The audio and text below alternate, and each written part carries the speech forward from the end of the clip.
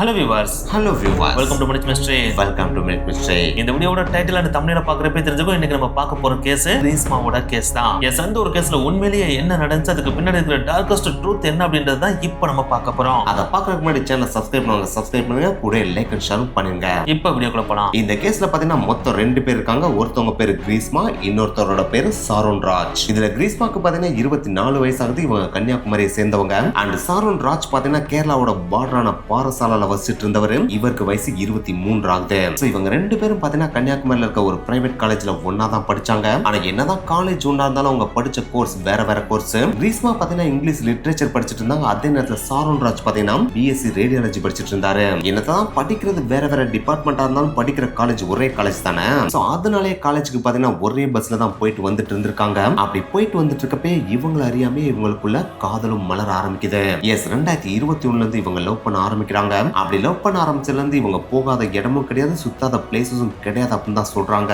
So college படிக்கிறப்பலாம் சில பேர் சீக்கிரட்டா love பண்ணி யாருக்கும் தெரியாம பாத்துப்பாங்க பாத்தீங்களா. அவங்கள மாதிரிலாம் இவங்க இல்லாம ஓப்பனாவே எல்லாருக்கும் தெரியற மாதிரி தான் லவ் பண்ணவே செஞ்சிருக்காங்க. சோ இந்த ஒரு விஷயம் பார்த்தீங்கன்னா கிரீஸ்மா ஃபேமிலியோட காதலுக்கும் போது சோ அப்படி போனதுக்கு அப்புறம் கிரீஸ்மா சாரோன் ராஜ்கிட்ட இருந்து டிஸ்டன்ஸை மெயின்டைன் பண்ண ஆரம்பிக்கிறாங்க. இந்த ஒரு விஷயம் பார்த்தீங்கன்னா சாரோன் ராஜுக்கு சுத்தமா பிடிக்கவே இல்லை. சோ கீப்பா அவங்க கூட பேச ட்ரை பண்ணிட்டே இருக்காப்ல. அப்பதான் ஒரு நாள் இன்னும் கொஞ்சம் எக்ஸாக்டா சொல்லணும்னா அக்டோபர் 14 2022 வருஷம் சாரோன் ராஜ் மறுபடியும் பார்க்கணும்னு சொல்லிட்டு இருந்தனாலேயே இன்னைக்கு எங்க வீட்டுல யாருமே இல்ல, நீ எங்க வீட்டுக்கு வா, நம்ம தனிமையில சந்திச்சு பேசலாம் அப்படின்னு சொல்லி கிரீஸ்மா கூப்பிடுறாங்க. அப்படி கூப்பிட்டோடனே சாரோன் ராஜுக்குனால எக்ஸைட்மெண்ட் ஆயிடுது. ஆத்தாடி கிரீஸ்மாவே கூப்பிட்டுட்டா நம்ம போகாம இருக்க முடியுமா அப்படின்னு சொல்லி உடனே கிளம்பி கிரீஸ்மாவோட வீட்டுக்கு போறாரு. அப்படி போன அவர் தனியா போனாரான்னு கேட்டா அதுதான் கிடையாது. அவர் ஃப்ரெண்டு கூட தான் கிரீஸ்மா வீட்டுக்கு போவே செய்றாரு. அப்படி போனதுக்கு அப்புறம் ஃப்ரெண்டை வெளியில நிக்க வச்சுட்டு அவர் மட்டும் தான் கிரீஸ்மாவோட வீட்டுக்குள்ள போறாரு. அப்படி போனவர் கொஞ்ச நேரம் கிரீஸ்மாவோட வீட்டுக்குள்ள பேசிட்டு வீட்டுல இருந்து வெளியில வர்றாரு. அப்படி வெளியில வர்றப்பே பாத்தீங்கன்னா ஒரு மாதிரி வித்தியாசமா தான் வெளியில வர்றாரு. அப்படி வெளியில வந்த உடனே டபக்குன்னு வாந்தி எடுத்துறாப்ல. அதை பார்த்தோன்னே அவருடைய ஃப்ரெண்டுக்குனால ஒண்ணுமே புரியல. உடனே வேகமா ஓடி போய் என்னடா ஆச்சு அப்படின்னு சொல்லிட்டு கேக்குறாப்ல. அதுக்கு சாரோன் ராஜ் ஒன்னும் பிரச்சனை இல்லடா, நான் ஒரு கசாயம் குடிச்சு அது எனக்கு சேர்ற போல அதனாலதான் வாந்தி எடுத்தேன் அப்படின்னு சொல்லிட்டு அவர் ஃப்ரெண்ட் அங்க இருந்து கூட்டு போறாரு. சாரோன் ராஜ் ஃப்ரெண்டும் சரி இவனே ஓகேன்னு சொல்லிட்டான்ல, பைக்ல ஏத்தி கூட்டு போ அப்படின்னு சொல்லிட்டு பைக்ல ஏத்தி கூட்டு போறாப்ல. ஆனா அப்படி கூப்பிட்டுட்டு போறப்பே பாத்தீங்கன்னா அடுத்தடுத்து வழியில வாந்தி எடுத்துக்கிட்டே வர்றாப்ல. அது மட்டும் கிடையாது, அவருக்கு தலையும் பயங்கரமா வலிக்குதுன்னு சொல்றாப்ல. இத பார்த்தோன்னே அவருடைய ஃப்ரெண்டுக்கு என்ன பண்றதுனே தெரியல. இவனை வீட்டுக்கு கூட்டு போறதை விட ஹாஸ்பிட்டலுக்கு கூட்டு போறதான் பெஸ்ட் அப்படின்னு சொல்லிட்டு கவர்மெண்ட் ஹாஸ்பிட்டலுக்கு கூட்டு போறாப்ல. சோ அங்க போனதுக்கு அப்புறம் இவரை செக் பண்ணி பார்த்துட்டு ஃபுட் பாய்சன் ஆகலாம் அப்படின்னு சொல்லி ட்ரீட்மெண்ட் கொடுத்துட்டு வேணா ஒரு பிளட் டெஸ்ட் கொடுத்துட்டு போங்க அப்படின்னு சொல்லிட்டு இவரை வீட்டுக்கு அனுப்பி விடுறாங்க. சாரோன் ராஜும் பிளட் டெஸ்ட் கொடுத்துட்டு வீட்டுக்கு போறாப்ல. அப்படி போனதுக்கு அப்புறம் வீட்டுல அவரால் ஒண்ணுமே சாப்பிட முடியல. எது சாப்பிட்டாலும் வயிறு வலிக்குது, தொண்டை வலிக்குது அப்படின்னு சொல்லிட்டு கொஞ்சமா துடிக்க ஆரம்பிக்கிறாரு. இந்த ஒரு விஷயத்தை பாக்குறப்ப சாரோன் ராஜோட அம்மா பார்க்கணும் ஒரு மாதிரி பதற்றம் கிரியேட் ஆகுது. என்னடா ஆச்சு, எதுவும் குடிச்சாடா, வேற எதுவும் சாப்பிட்டியாடா அப்படின்னு சொல்லிட்டு கேக்குறாங்க. இல்லமா ஒரு கசாயம் குடிச்சேன், அதுக்கப்புறம் ஒரு ஜூஸ் குடிச்சேன், அந்த கசாயம் ரொம்ப கசப்பா இருந்துச்சு, மேபி அந்த கசாயம் எனக்கு சேரல போல அப்படின்னு சொல்லிட்டே இருந்திருக்காப்ல. சரி அவங்க வீட்லயும் பார்த்தீங்கன்னா இது சாதாரணமான பிரச்சனையா தான் இருக்கும், சரியாயிரும் அப்படின்னு நினைச்சிட்டு தான் இருக்காங்க. ஆனா நாட்கள் போக அது சிவியர் ஆகுதே தவிர கம்மியான பாடே இல்ல. சோ அதனால வேற வழியே இல்லாம மறுபடியும் சாரோன் ராஜ் ஹாஸ்பிட்டலுக்கு கூட்டு போறாங்க. அப்படி கூட்டு போய் ஹாஸ்பிட்டல்ல ஸ்கேன் பண்ணி பாக்குறப்பதான் அவங்களுக்கே தெரியுது அவருடைய உடல் உள்ளுறுப்புகள்ல சில உறுப்புகள் பாத்தீங்கன்னா கொஞ்சமா செயலுக்கு ஆரம்பிச்சிருச்சு அப்படின்றது. சோ இந்த ஒரு விஷயத்த பாக்குறப்ப அவங்க அம்மா பார்க்கணும் நம்ம பையனுக்கு என்ன நடக்குது, ஏன் இப்படிலாம் நடக்குது அப்படின்னு அவங்களுக்கு ஒண்ணுமே புரியல. சாரோன் ராஜ்டே மறுபடியும் எங்களுக்கு தெரியாம விஷத்தை எதுவும் குடிச்சிட்டாடா அப்படின்னு சொல்லிட்டு கேக்குறாங்க. ஆனா சாரோன் ராஜ் பாத்தீங்கன்னா அப்பெல்லாம் எதுவுமே இல்லாம இது சரியாயிருமா அப்படின்னு தான் சொல்லிட்டே இருந்திருக்காப்ல. அப்படி சொல்றப்ப அடிக்கடி பாத்தீங்கன்னா என்னுடைய பாப்பாவை பார்க்கணும் அப்படின்னு தான் சொல்லிட்டே இருந்தாப்லையா. அதாவது பாப்பானா கிரீஸ்மாவை பார்க்கணும் அப்படின்னு தான் சொல்லிட்டே இருந்தாப்லையா. சோ அப்படியே நாட்கள் ஓடுது, கிட்டத்தட்ட 11 நாட்களும் கிடக்குது. அக்டோபர் 25 வருது. அன்னைக்கு நாள்ல பாத்தீங்கன்னா ஹாஸ்பிட்டல்லே ட்ரீட்மெண்ட் பலனின்றி சாரோன் ராஜ் இறக்கவும் செய்றாரு. இப்படி மகன் இருந்தது பாத்தீங்கன்னா அவங்க அம்மா அப்பா 2 பேரையும் உச்சக்கட்ட சோகத்துக்கு கொண்டு போகுது. ஏன்னா அப்ப சாரோன் ராஜுக்கு வயசு பாத்தீங்கன்னா வெறும் 23 வயசு தானே. சோ இத்தனை வருஷமா நல்லா இருந்த பையன் கடைசி 15 நாள்ல எப்படி இவ்வளவு மோசமான உடல்நிலைக்கு போனான்னு அவங்களுக்கு சுத்தமா புரியவே இல்ல. அவங்க அப்பாவும் பாத்தீங்கன்னா சாரோன் ராஜ் இறக்குறதுக்கு கடைசி நிமிடத்துக்கு முன்னாடி கூட என்னப்பா ஆச்சு, உண்மையிலேயே நீ ஏதாவது சாப்பிட்டு இருந்தா கூட சொல்லுப்பா அப்படின்னு சொல்லி கேட்டிருக்காப்ல. ஆனா அப்ப கூட சாரோன் ராஜ் பாத்தீங்கன்னா நான் ஒரு கசாயம் குடிச்சேன், ஜூஸ் குடிச்சேன், அதுதான் எனக்கு சேரல அப்படின்னு சொல்லியிருக்காப்ல. அதுக்கப்புறம் சாரோன் ராஜ் இறந்ததுக்கு அப்புறம் அவருடைய ஃப்ரெண்ட் வந்து அவங்க அப்பாட்ட ஒரு விஷயத்த சொல்றாப்ல. அதுதான் கிரீஸ்மாவோட வீட்டுக்கு போறதுக்கு முன்னாடி வரைக்கும் சாரோன் ராஜ் நல்லா தான் இருந்தான். அந்த வீட்டுக்குள்ள போயிட்டு வந்ததுக்கு அப்புறம் தான் சாரோன் ராஜ் இப்படி வாந்தி எடுக்க ஆரம்பிச்சான், அவனுடைய உடல்நிலை குன்ற ஆரம்பிச்சிச்சு அப்படின்னு அவருடைய ஃப்ரெண்ட் சொல்றாப்ல. இதை கேட்டதுக்கு அப்புறம் தான் அவங்க அப்பாவுக்கே ஒரு மிகப்பெரிய டவுட் கிரியேட் ஆகுது. அப்ப கண்டிப்பா கிரீஸ்மாவோட வீட்டுல தான் எதையோ கலந்து கொடுத்துருக்காங்க அப்படின்னு சந்தேகப்பட ஆரம்பிக்கிறாரு. சோ அந்த சந்தேகம் வந்து வந்தோடனே அக்டோபர் 31 போலீஸ்ல போய் கம்ப்ளைண்ட் கொடுக்குறாரு. அப்படி கம்ப்ளைண்ட் கொடுத்தோடனே சந்தேகத்தின் பேர்ல கிரீஸ்மாவோட அம்மா கிரீஸ்மாவோட மாமாவை போலீஸ் அரெஸ்ட் பண்றாங்க. அப்படி அரெஸ்ட் பண்ண உடனே கிரீஸ்மாட்ட முதல் கட்ட விசாரணையை ஆரம்பிக்கிறாங்க. அப்படி ஆரம்பிச்ச உடனே கிரீஸ்மானாலும் உட்காந்து கதறி அழுகுறாங்க. நான் பண்ணதான் உண்மையிலேயே மிகப்பெரிய தப்பு, நான் அந்த தப்பா பண்ணிருக்க கூடாது. அன்னைக்கு நான் அவனுக்கு ஒரு ஜூஸ் கொடுத்தேன், ஆனா அந்த ஜூஸை குடுக்கறதுக்கு முன்னாடி அந்த பாட்டில் எக்ஸ்பயர் ஆயிருக்கா இல்லையான்னு பார்க்காம விட்டுட்டேன். ஆனா அவன் குடிச்சதுக்கு அப்புறம் தான் நானே பார்த்தேன் அது எக்ஸ்பயர் ஆயிருக்கா அப்படின்றத. மேபி எக்ஸ்பயர் ஆன ஜூஸை குடிச்சனாலதான் அவன் இந்த ஒரு ஸ்டேஜுக்கு போயிருப்பான் போல அப்படின்னு சொல்லி கதறி அழுகுறாங்க. சோ இப்படி கிரீஸ்மா கதறி அழுகிறத பார்த்தோன்னே போலீஸும் இவங்க மேல தப்பு இது இருக்காது போல அப்படின்னு நினைச்சு அவங்கள ரிலீஸ் பண்ணி விட்டுறாங்க. அவங்களும் வீட்டுக்கு போயிடுறாங்க. ஆனா இத சாரோன் ராஜோட அம்மா அப்பா வர்ற மாதிரியே தெரியல. மறுபடியும் இந்த கேஸ கோர்ட்டுக்கு கொண்டு போறாங்க. சோ இதோட பலனா சிபிஐ இந்த கேஸ்குள்ள என்டர் ஆகுறாங்க. அப்படி என்டர் ஆனதுக்கு அப்புறம் எக்கச்சக்கமான விஷயங்களையும் கண்டுபிடிக்கிறாங்க. எஸ், கிரீஸ்மாவோட ரியல் ஈவில் ஃபேஸையும் கண்டுபிடிக்கிறாங்க. எஸ், சிபிஐ இந்த கேஸ்குள்ள வந்த உடனே அவங்க பண்ண முதல் வேலையே சாரோன் ராஜ் எப்படி இறந்தார் அப்படின்ற ரிப்போர்ட் எல்லாத்தையுமே கலர் பண்ணி பாக்குறாங்க. அப்படி பாக்குறப்ப சாரோன் ராஜோட ஸ்கேன் ரிப்போர்ட் படி பாத்தீங்கன்னா அவரோட உள்ளுறுப்புகள் எல்லாமே பாத்தீங்கன்னா ஒவ்வொன்னா செயலிழந்து அழுக ஆரம்பிச்சுதான் சிவியர் ஸ்டேஜுக்கு வந்து இறந்திருக்காரு அப்படின்றத படிக்கிறாங்க. அதை படிச்ச உடனே இவங்களுக்கு ஒரு மாதிரி ஆயிருது. என்னோட 23 வயதான ஒரு இளம் வாலிபன் இவ்வளவு கொடூரமா இறக்க முடியுமா? இப்படி இறந்திருக்காரு அப்படின்னா கண்டிப்பா ஏதோ ஒரு விஷயத்தை இன்டேக் எடுத்துக்கணும் அப்படின்னு அவரோட பிளட் ரிசல்ட் கொண்டு வாங்க அப்படின்னு சொல்லிட்டு பாக்குறப்ப அதுல இவர் சாப்பிட்ட சாப்பாடுல பாய்சன் கலந்திருக்கு அப்படின்ற ரிப்போர்ட் இருக்கதையும் பாத்துறாங்க. அதை பார்த்த உடனே இன்னும் கொஞ்சம் டீடைலா அந்த ரிப்போர்ட் எனக்கு லேப்ல அனலைஸ் பண்ணி சொல்லுங்க அப்படின்னு சொல்லிட்டு கேக்குறாங்க. சோ அதன்படி பார்த்தா சாரோன் ராஜோட பிளட் சாம்பிள்ஸ் மறுபடியும் அனலைஸ் பண்றாங்க. அப்படி அனலைஸ் பண்ணி வர்றப்ப அதுல இந்த சப்ஸ்டன்ஸ் இருக்கு அப்படின்ற ஒரு விஷயத்தையும் கண்டுபிடிக்கிறாங்க. அதாவது ஒரு ஸ்பெசிபிக்கான விஷயம் அந்த பிளட் சாம்பிள்ல இருக்கு அப்படின்றத கண்டுபிடிச்சிடறாங்க. ஒன்ஸ் இதை கண்டுபிடிச்ச உடனே இந்த கேஸ் ரிப்போர்ட் எடுத்து பாக்குறப்ப யார் மேல சஸ்பீசியஸா இருக்கு அப்படின்ற லிஸ்ட் எடுத்து பாப்பாங்க இல்லையா? அதுல ஃபர்ஸ்ட் வரது யாரா இருப்பாங்க? கிரீஸ்மாவா தானே இருப்பாங்க. ஏன்னா சாரோன் ராஜ் அம்மா அப்பாவோட கருத்தா இருந்தாலும் சரி, சாரோன் ராஜோட ஃப்ரெண்டோட கருத்தா இருந்தாலும் சரி, எல்லாருமே என்ன சொல்றாங்க, கடைசியா சாரோன் ராஜ் கிரீஸ்மாவோட வீட்டுக்கு போயிட்டு வந்ததுக்கு அப்புறம் தான் இவ்வளவு விஷயங்களை ஃபேஸ் பண்ணா அப்படின்னு சொல்லிருக்காங்க இல்லையா? சோ அதனால சிபிஐ பண்ண முதல் இன்வெஸ்டிகேஷனே கிரீஸ்மாவோட அம்மா கிரீஸ்மாவோட மாமாவா தான் இருக்கு. சோ அப்படி கூப்பிட்டு விசாரிக்கிறப்ப கிரீஸ்மா பாத்தீங்கன்னா மறுபடியும் எனக்கு இதுக்கும் எந்த விதமான சம்பந்தமும் கிடையாது. அன்னைக்கு மேபி எக்ஸ்பயரான ஜூஸ் நான் அவனுக்கு கொடுத்துருக்கலாம். ஆனா அந்த ஜூஸை நானும் தான் குடிச்சேன். நான் குடிச்சு என்னைய ஒண்ணும் பண்ணாதது அவனை இவ்வளவு தூரம் அஃபெக்ட் பண்ணிருக்குமான்றது எனக்கு ஒரு மிகப்பெரிய டவுட்டா தான் இருக்கு. மேபி அதுக்கடுத்து ஏதாச்சும் ஒன்னோட அவன் குடிச்சிருக்கலாம். ஆனா இதுக்கு எனக்கு சம்பந்தம் கிடையாது. அவன் இறந்து போனது எனக்கு ஒரு மிகப்பெரிய வருத்தமா தான் இருக்குன்னு சொல்லிட்டு கதறி அழுது இருந்திருக்காங்க. ஆனா இந்த ஒரு அழுகையை பார்த்து முன்னாடி இருந்தவங்க பரிதாபமா விட்ட மாதிரி இந்த தடவை சிபிஐ விட தயாரா இல்ல. இதை எப்படியாச்சும் நம்ம கண்டுபிடிச்சாகணும்னு சொல்லிட்டு மறுபடியும் இன்வெஸ்டிகேஷன் கூப்பிட்டு விசாரிக்கிறாங்க. அப்படி விசாரிக்கிறப்ப சிபிஐக்கு இருந்த ஒரு மிகப்பெரிய சேலஞ்சான விஷயமே என்னன்னா இந்த கேஸ்ல ஐ விட்னஸ் அப்படின்ற ஒண்ணு இல்லாம இருந்ததுதான். ஏதாச்சும் ஒரு இடத்துல ஏதாச்சும் ஒரு மர்டர்ல டெத் ஏதாச்சும் ஒன்று நடக்குது அப்படின்னா அந்த டெத் சஸ்பீசியஸா இருக்கு அப்படின்னா அந்த சஸ்பீசியஸான டெத்துக்கு காரணமான ஒரு நிகழ்வு இருக்கும் பாத்தீங்களா? அந்த நிகழ்வை யாராச்சும் நேரடியா பார்த்திருக்காங்களா அப்படின்ற ஐ விட்னஸ் கலெக்ட் பண்ணுவாங்க. அந்த ஒரு ஐ விட்னஸ் பாத்தீங்கன்னா இந்த ஒரு கேஸ்ல இல்லவே இல்ல. எஸ், இந்த சாரோன் ராஜோட டெத்துக்கு காரணம் பிளட்ல பாய்சன் கலந்திருக்கு அப்படின்ற லேப் ரிப்போர்ட்டை சிபிஐ படிச்சிட்டாங்க இல்லையா? அப்ப இந்த பாய்சனை கொடுத்தவங்க இல்லைன்னா குடிச்சதை நேர்ல யாராச்சும் பார்த்திருந்தாங்க அப்படின்னா அந்த கேஸ் ஈஸியா முடிஞ்சிடும். ஆனா இதை யாருமே பார்க்கல இல்லையா?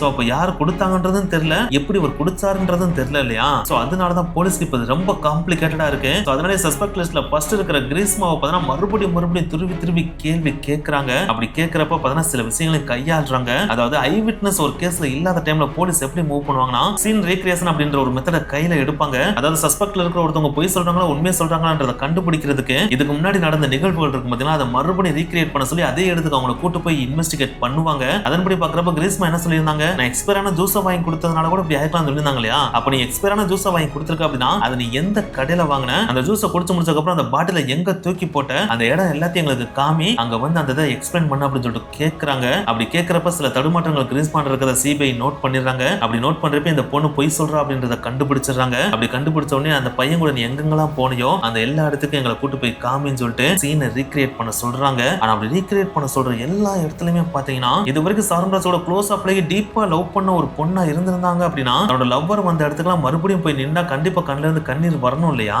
சம்திங் எமோஷனாச்சும் கிரியேட் ஆகணும் இல்லையா? ஆனா கிரீஸ்மாவோட முகத்துல எந்த ஒரு இடத்துக்கு கூட்டு போறப்பையும் ஒரு சின்ன எமோஷன், அதாவது லவ்வுக்கான எமோஷன் வரவே இல்லையா? அந்த பொண்ணு எப்பயுமே பாத்தீங்கன்னா ரொம்ப கேஷுவலா ஆட்டிடியூடோட இருக்க மாதிரி இருக்கவே செஞ்சுச்சான். சோ இந்த ஒரு விஷயமும் பாத்தீங்கன்னா சிபிஐக்கு ஒரு விதமான டவுட்டை கிரியேட் பண்ணுது. சோ அதனாலே உங்க வீட்டுக்கு சரௌண்டிங்ல இருக்கிற எல்லா பிளேஸையும் நாங்க சர்ச் பண்ணணும்னு சொல்லிட்டு சர்ச் பண்ண ஆரம்பிக்கிறாங்க. அப்படி சர்ச் பண்றப்பதான் ஒரு வினோதமான பாட்டிலையும் கண்டெடுக்கிறாங்க. அந்த ஒரு பாட்டில் பாத்தீங்கன்னா ஒரு பூச்சிக்கொல்லி மருந்துக்கான பாட்டிலா இருக்கு. சோ அந்த பாட்டில கண்டெடுத்தோன்னே அதை லேப் டெஸ்ட்டுக்காக அனுப்பி விடுறாங்க. அப்படி அனுப்பினதுக்கு அப்புறம் அந்த டெஸ்டோட ரிசல்ட் வருது. அந்த ரிசல்ட்ல பாத்தீங்கன்னா ஒரு சப்ஸ்டன்ஸை மென்ஷன் பண்ணிருக்காங்க. அந்த ஒரு சப்ஸ்டன்ஸும் சாரோன் ராஜோட பிளட் சாம்பிள்ல இருந்த சப்ஸ்டன்ஸும் சேமா இருக்கத சிபிஐ கண்டுபிடிச்சிடறாங்க. சோ இத கண்டுபிடிச்ச உடனே அப்ப கண்டிப்பா கிரீஸ்மாவோட வீட்டுக்குள்ளதான் இந்த ஒரு விஷயத்தை கலந்து கொடுத்திருக்காங்க அப்படின்றத ஓரளவுக்கு சிபிஐ கன்ஃபார்மே பண்ணிடுறாங்க. ஒன்ஸ் இதை கன்ஃபார்ம் பண்ணோடனே அடுத்து அவங்களோட பாணியில விசாரிக்க ஆரம்பிக்கிறாங்க. அப்படி விசாரிக்கிறப்பதான் எக்கச்சக்கமான உண்மைகளும் வெளியே வருது. 2021 இருந்து சாருன் ராஜும் கிரீஸ்மாவும் சின்சியரா லவ் பண்ண ஆரம்பிச்சிருக்காங்க இல்லையா? அப்படி லவ் பண்ண ஆரம்பிச்சதுக்கு அப்புறம் அவங்க எக்கச்சக்கமான பிளேஸ்க்கு பப்ளிக்கா ஊர் சுத்தவும் செஞ்சாங்க இல்லையா? அப்படி சுத்தினது கிரீஸ்மாவோட வீட்டுக்கும் தெரிய வருது. அப்படி தெரிய வந்த உடனே கிரீஸ்மாவை கூப்பிட்டு அவங்க வீட்டுல கண்டிக்கவும் செய்யறாங்க.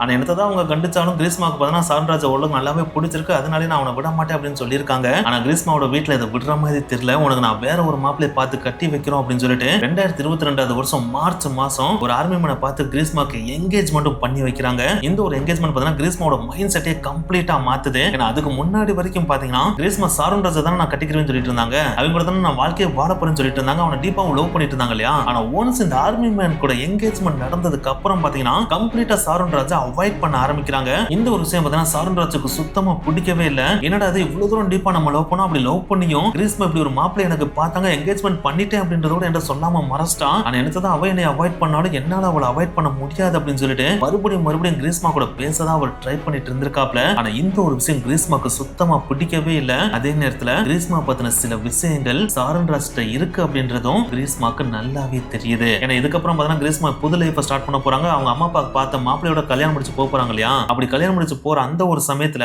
இதுக்கு முன்னாடி இவங்க 2 பேரும் ஒன்னா சுத்தின போட்டோஸ், அவங்க 2 பேரும் ஒன்னா இருந்த போட்டோஸ்லாம் சாருன் ராஜ்கிட்ட இருந்து சாருன் ராஜ் கொண்டு வந்து காமிச்சாப்ல அப்படின்னா அது அவங்களோட மேரேஜ் லைஃபை அஃபெக்ட் பண்ணும் இல்லையா? அப்படின்னு சொல்லிட்டு இனிமேல் சாருன் ராஜ் உயிரோட இருந்தா அப்படின்னா அது என்னோட லைஃபை பாதிக்கும் அப்படின்னு சொல்லிட்டு அவங்களே அசம்சன் பண்ணிக்கிட்டு சாருன் ராஜை போட்டு தள்ளணும் அப்படின்னு சொல்லிட்டு முடிவு எடுக்கிறாங்க. இந்த ஒரு இடத்துல ஒரு மிகப்பெரிய டவுட் உங்களுக்கு கிரியேட் ஆகலாம். இந்த இதுக்கு முன்னாடி வரைக்கும் சாருன் ராஜை தான் டீப்பா லவ் பண்ணிட்டு இருக்காங்க. அப்படி இருக்கப்ப திடீர்னு என்கேஜ்மெண்ட் ஆனதுக்கு அப்புறம் எப்படி திடீர்னு கம்ப்ளீட்டா மாறி சாருன் ராஜை கம்ப்ளீட்டா மறந்தாங்க அப்படின்னு சொல்லிட்டு நீங்க கேட்கலாம். அதுக்கான காரணமா சில காரணங்கள் சொல்லப்படுது. ஏன்னா சாருன் ராஜோட ஃபேமிலி பார்த்தா அந்த அளவுக்கு பெருசா ரிச்சான ஃபேமிலி கிடையாது. ஆனா கிரீஸ்மாக்கு பார்க்கப்பட்ட மாப்பிள்ளையா சொல்லப்படுற ஆர்மி மேன் இருக்காங்க பாத்தீங்களா? அவர் பாத்தீங்கன்னா சொசைட்டில நல்ல ரிச்சா இருக்கிற ஒரு ஃபேமிலின்னு சொல்றாங்க. சோ அந்த ஒரு ரிச்னஸ் மேபி கிரீஸ்மாவோட மைண்ட் செட்டை மாத்தி இருக்கலாம். நம்மளோட second half of the life நம்ம இன்னும் என்ஜாய் பண்ணி வாழணும் அப்படின்னா இவரை கல்யாணம் முடிச்சாதான் வாழ முடியும்னு சொல்லிட்டு யோசிச்சிருந்திருக்கலாம். அதனாலே சாருன் ராஜ் அவாய்ட் பண்ணியிருந்திருக்கலாம். ஆனா அவாய்ட் பண்ண முடியாத சிச்சுவேஷன்ல வேற வழியே இல்ல போட்டு தரலாம் அப்படின்னு சொல்லிட்டு யோசிச்சிருக்கலாம் அப்படின்னு சொல்லிட்டு சொல்றாங்க. சோ அதை எக்ஸிக்யூட் பண்றதுக்காக தான் அக்டோபர் மாசம் 13ஆம் தேதி கிரீஸ்மா நான் வீட்டுல தனியா இருக்கேன், என்ன நீ பார்க்க வான்னு சொல்லிட்டு சாருன் ராஜை கூப்பிட்டு இருக்காங்க. அப்படி கூப்பிட்டு அதை நம்பி தன்னோட லவ்வர் என்னை கூப்பிடுறாங்க.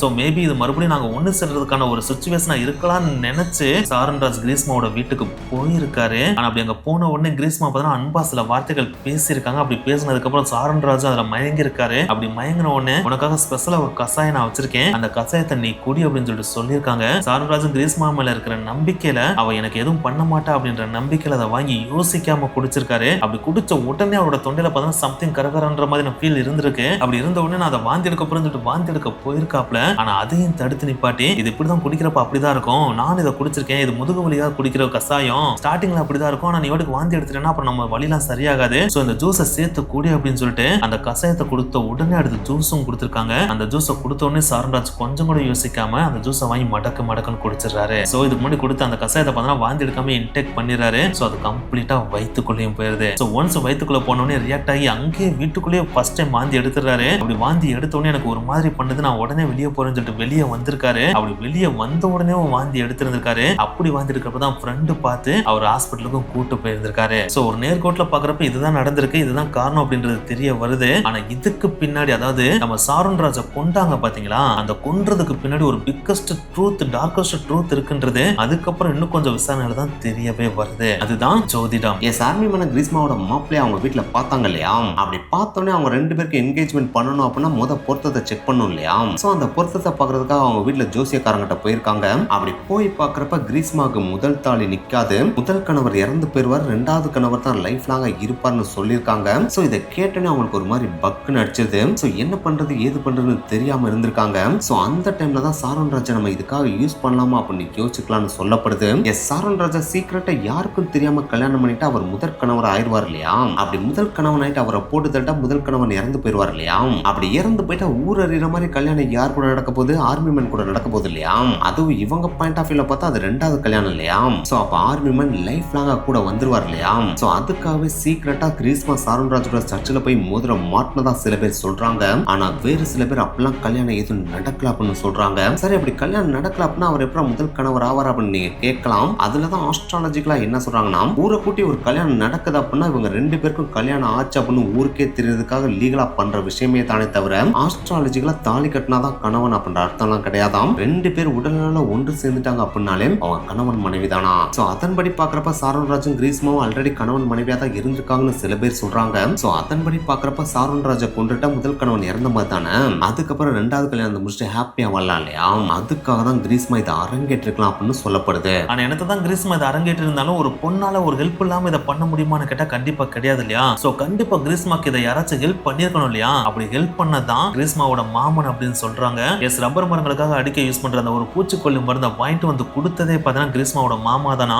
அது மட்டும் கிடையாது, அந்த கசாயத்துல எந்த விகிதத்துல கலந்தா அது ஸ்லோ பாய்சனா மாறும், அது எப்படி இன்னர் ஆர்கனை அஃபெக்ட் பண்ணும் அப்படின்னு சொல்லிட்டு டிஸ்கஸ் பண்ணி அதுக்குன்னு எக்ஸ்க்ளூசிவா அந்த கசாயத்தை உருவாக்குனதாகவும் சொல்லப்படுது. அப்படி உருவாக்குன அந்த ஒரு கசாயத்தை தான் சாரன் ராஜுக்கு கொடுக்கவும் செஞ்சிருக்காங்க. அப்படி கொடுத்ததுக்கு அப்புறம் தான் சாரன் ராஜ் கிட்டத்தட்ட 11 நாட்கள் உடல் உள்ளுறுப்புகள் எல்லாமே ஒவ்வொன்னா செயலிழந்து அழுகுன நிலைக்கு போய் இறந்து போயிருக்காரு. சோ இந்த உண்மைகள் எல்லாத்தையுமே பார்த்தீங்கன்னா சிபிஐ தன்னோட விசாரணையில வெளியே கொண்டு வராங்க. கொண்டு வரதோட மட்டும் இல்லாம கோர்ட்ல போயிட்டு இதை சப்மிட் பண்ணவும் செய்யறாங்க. அப்படி சப்மிட் பண்ண அந்த ஒரு ரிப்போர்ட் எல்லாத்தையுமே நீதிபதி பார்த்த உடனே அவரே மிரண்டு போயிடுறாரு. என்னடா ஒரு பெண்ணால இவ்வளவு எக்ஸ்ட்ரீமான ஸ்டேஜுக்கு போக முடியுமா? உங்க 2 பேருக்கு லவ் பண்றது பிடிக்கல, இன்னொரு கல்யாணம் பண்ண போறோம் அப்படின்னா 2 பேரும் மியூச்சுவலா பிரிஞ்சு போறதுக்கு எக்கச்சக்கமான வழிகள் இருக்கு. அது லீகலாவும் இருக்கு. நீங்க கோர்ட்டுக்கு கூட வந்திருக்கலாம். சப்போஸ் கோர்ட்டுக்கு வர முடியல அப்படின்னா பெரியவங்க எல்லாத்தையும் கூட்டி வச்சு பேசி நீங்க 2 பேரும் தனித்தனியா போயிருந்திருக்கலாம். ஆனா அதை விட்டுட்டு இவ்வளவு தூரம் எக்ஸ்ட்ரீமா நீங்க போனது ஒரு மிகப்பெரிய தப்பு. அதுலயும் சாரன் ராஜ் பாத்தீங்கன்னா கடைசியில சாகுறதுக்கு முன்னாடி வரைக்கும் கூட கிரீஸ்மாவை ஒரு இடத்துல கூட விட்டு கொடுக்கவே இல்லையா. அவதான் எனக்கு இந்த கசாயத்தை கொடுத்தா, அந்த கசாயத்துல மேபி அவதான் விஷத்தை கலந்திருப்பா, அதை கொடுத்ததுக்கு அப்புறம் தான் நான் அப்படி மாறிட்டேன் அப்படின்னு சொல்லிட்டு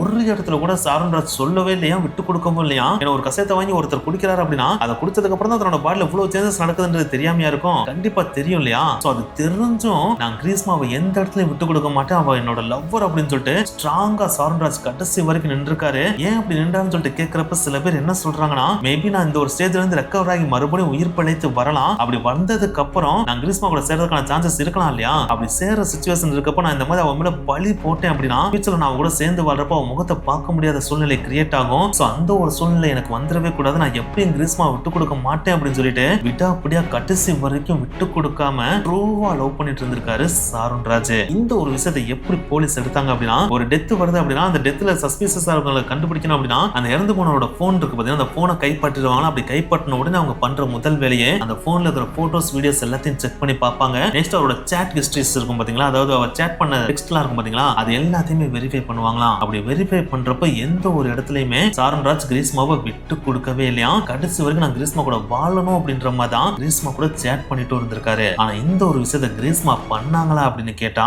அது கண்டிப்பா கிடையாது அப்படின்னு தான் சொல்லியானோ. ஏன்னா கோர்ட்ல ஹியரிங் போகும் பாத்தீங்களா, அந்த ஹியரிங் போறப்பலாம் எப்படியாச்சும் நான் அந்த ஒரு கேஸ்ல தப்பிச்சு போயிடணும் அப்படின்றதுக்காக ஒரு டைம்லலாம் சாரன் ராஜ் கூட நான் லவ் பண்றப்பலாம் சாரன் ராஜ் என்னைய வயலண்டா அட்டாக் பண்ணிருக்கான், அவன் ரொம்ப கொடூரமானவன், அவன்றது தப்பிக்கிறதுக்காக தான் நான் இந்த மாதிரி பண்ணேன் அப்படின்னு சொல்லிட்டு பொய்யான சில டைம் சொல்லி இருந்திருக்காங்க. ஆனா அந்த ஒரு பொய்யான விஷயங்களுக்கு சாட்சி எதுவுமே இல்லாததுனால அதை கோர்ட் தட்டி கழிச்சு விட்டாங்களாம். சோ இந்த விஷயங்கள் எல்லாத்தையுமே கலெக்ட் பண்ணி பாக்குறப்ப ஜட்ஜே ஒரு மாதிரி கடுப்பாயிடுறாரு. சோ இந்த மாதிரி தப்பை இனிமேல் யாருமே பண்ணக்கூடாது அப்படின்னா இந்த ஒரு கேஸ்க்கு உச்சக்கட்ட தண்டனை நான் கொடுத்துதான் தீருவேன் அப்படின்னு சொல்லிட்டு யோசிக்காம கிரீஸ்மாக்கு தூக்கு தண்டனை கொடுக்கறாரு. அது மட்டும் கிடையாது, 50,000 ரூபாய் ஃபைனும் கட்ட சொல்லிடுறாரு. இந்த ஒரு தீர்ப்பை கொடுக்கறதுக்கு முன்னாடி வரைக்கும் பார்த்தீங்கன்னா கிரீஸ்மா ஓரளவு கேர்ஃபுல்லா தான் நின்றுட்டு இருந்திருக்காங்க. ஆனா ஒன்ஸ் இந்த ஒரு தீர்ப்பு கொடுத்த உடனே அவங்க ஒரு மாதிரி அழுக ஆரம்பிச்சிடறாங்க. அப்படி அழுக ஆரம்பிச்சோன்னா என்னாச்சு அப்படின்னு சொல்லிட்டு நீதிபதி கேட்கிறப்ப ஒரு லெட்டரை கொடுத்திருக்காங்க. அந்த ஒரு லெட்டர் நீதிபதியும் வாங்கி படிச்சிருக்காரு. அப்படி படிக்கிறப்ப அதுல கூட பாத்தீங்கன்னா நான் செஞ்சது தப்பு, என்னை தயவு செஞ்சு மன்னிச்சிருங்க, எனக்கு தண்டனை கம்மி பண்ணி கொடுங்கன்னு சொல்லிட்டு அவங்க எழுதல. அதுல என்ன எழுதிருக்காங்கன்னா, எனக்கு வயசு வெறும் 24 தான் ஆகுது, நான் ஸ்மார்ட்டான பொண்ணு கூட, நான் நல்லா படிச்ச பொண்ணு கூட, என் வீட்டுக்கு நான் ஒரே பொண்ணு,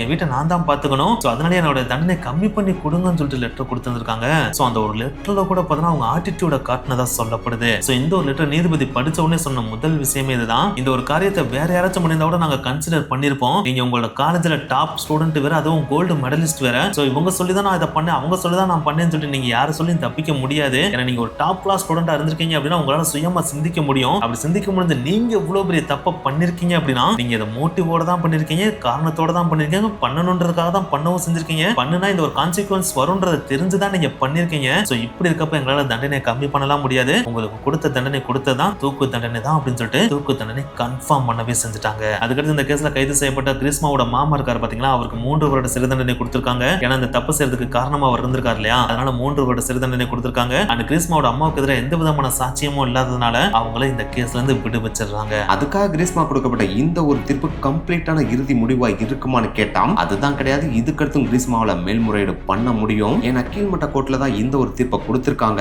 அதுக்கடுத்து கேரளாவோட ஹைகோர்ட்லயும் போய் இவங்க அப்பீல் பண்ணலாம். அங்கேயும் தீர்ப்பு இதே மாதிரி வந்தா சுப்ரீம் கோர்ட்லயும் போய் இவங்க அப்பீல் பண்ணலாம். அப்படி அப்பீல் பண்றப்ப இவங்க ஏதாவது லூப் ஹோலை கண்டுபிடிச்சா இவங்களுடைய தண்டனை குறையலாம் அப்படின்னு சொல்றாங்க. ஆனா லாயர்ஸ் என்ன சொல்றாங்கன்னு பாத்தீங்கன்னா, இந்த மாதிரியான கேஸ்ல நீங்க ஹைகோர்ட் போனாலும் சரி, சுப்ரீம் கோர்ட் போனாலும் சரி, கீழ்மட்ட கோர்ட்ல என்ன தீர்ப்பு கொடுத்தாங்களோ அதே தீர்ப்பை தான் மெயின்டைன் பண்ணுவாங்கன்னு சொல்றாங்க.